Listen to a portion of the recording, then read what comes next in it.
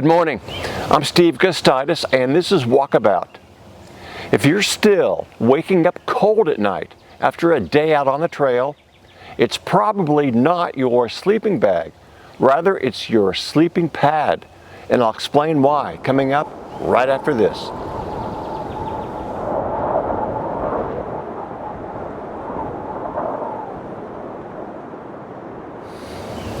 Your sleeping pad is only as good as its ability to insulate you from the ground and help you get a good, comfortable, warm night's sleep. Sleeping pads are typically rated with what's called an R value. R value is a measure of how well the pad insulates you from the ground. It's just like the insulation in your attic or in the walls of your home. The higher the R value, the more effective the insulation power is. When I was a young hiker putting together my first kit for my first big trip into northern Montana up into Glacier National Park, I wasn't concerned about the R value of my sleeping pad. In fact, I didn't even know what R value was.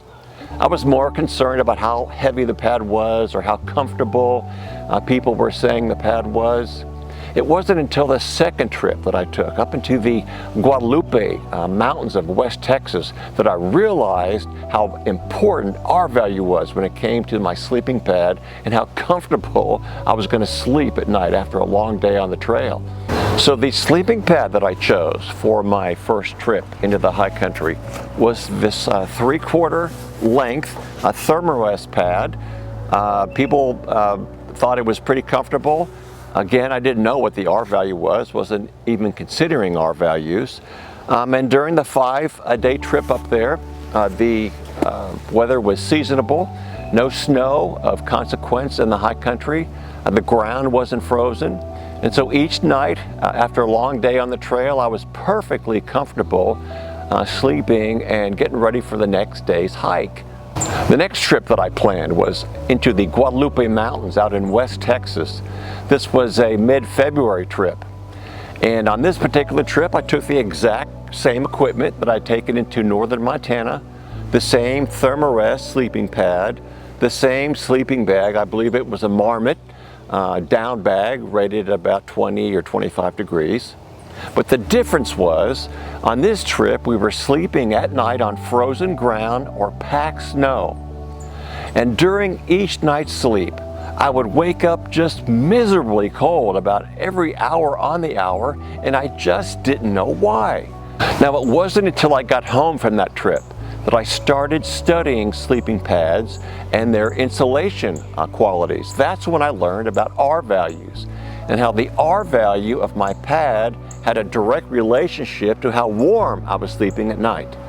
So I learned that a sleeping pad with an R value somewhere between about 2.5 or 3.5 was a good insulator for a summer trip, an early fall or late spring hike where you weren't anticipating frozen ground or packed snow. Now, of course, this depends upon whether you're a cold sleeper or a warm sleeper. I'm a cold sleeper, so I will need typically more insulation than somebody who sleeps warmer at night. However, when you start hiking in cold conditions, especially when the ground is frozen or you're sleeping on packed snow, you're going to need a sleeping pad with a higher R value. I typically like to use a pad rated at about 4.5 or up to 6. That keeps me quite comfortable, especially since I'm such a cold sleeper. So here's this morning's test question. If you know the R value of your sleeping pad, why don't you put it down in the comment section below? And there are alternate ways that you can supplement the R value of your sleeping pad system. Now, when I'm not sure about how cold it's going to be or the other environmental conditions that I'll be dealing with at night in camp, oftentimes I will bring a supplemental pad. This particular one I use quite often. It's a Thermarest pad, kind of folds up like an accordion. I can use this to supplement my regular sleeping pad. The R value of this pad is probably about 1.5 to maybe 2.5 at the most. And when you stack these pads on top of each other, the R value becomes cumulative. So if I've got my 3.5 summer pad and I put that Thermarest closed cell pad on top of it, if it's let's say a 2, then I'm up to 5.5. Totally comfortable and enough insulation to keep me warm on frozen ground or packed snow.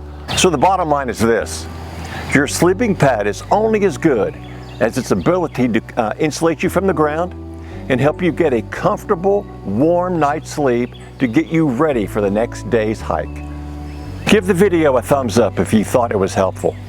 In any case, I appreciate you watching, and I look forward to seeing you next time here at Walkabout.